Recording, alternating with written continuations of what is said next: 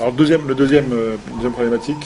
La deuxième problématique qu'on avait soulevée au niveau du tram-train, et on l'avait dit à plusieurs reprises, c'est qu'on a dit au conseil régional, il faut que vous regardiez les coûts.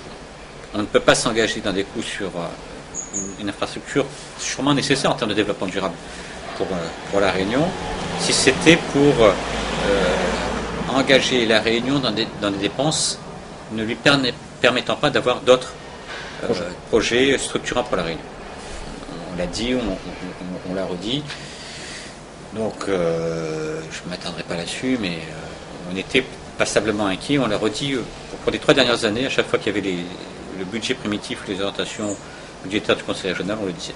Alors, vous avez évoqué, c'est un mot magique, maintenant on le met à toutes les sauces au développement durable. Oui. Mais voilà un tram-train, développement durable, oui, qui fonctionne à l'électricité, l'électricité est produite à partir du charbon. C'est quand même un... Oui, mais je crois que là aussi, dans le poids de de nos avis, nous avions préconisé avoir un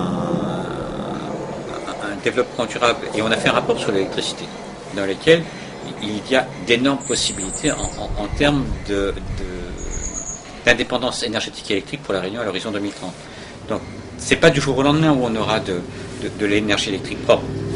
Alors, on peut rêver aussi. Maintenant, je le disais, moi, dans une assemblée plénière, on peut très bien avoir une centrale atomique, parce que maintenant on fait très petite. On dit que c'est propre.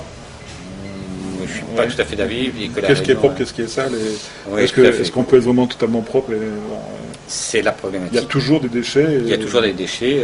Et en matière d'énergie électrique fournie par des panneaux photovoltaïques, il y aura toujours des déchets.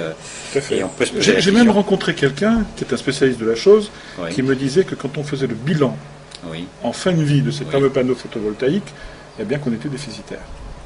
Eh bien, vous avez rencontré quelqu'un qui l'a dit, et bien, il y a une revue scientifique américaine qui l'a écrit. Voilà.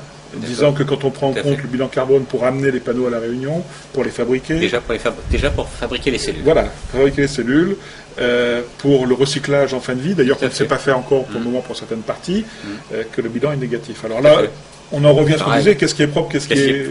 Alors qu'est-ce qui est propre, c'est peut-être l'énergie de la mer. Et donc là, nous avons souhaité que La Réunion soit en pointe sur ce dossier, ce qui a été pris en considération par l'ancienne majorité du conseil régional, ce qui est pris en considération également par la nouvelle, qui est pris également par l'État. Et là, il y a des choses qu'on peut... Mais alors là, pareil, on dit que les coûts vont être astronomiques pour une production finale qui ne permettrait que de faire la climatisation de certains bâtiments.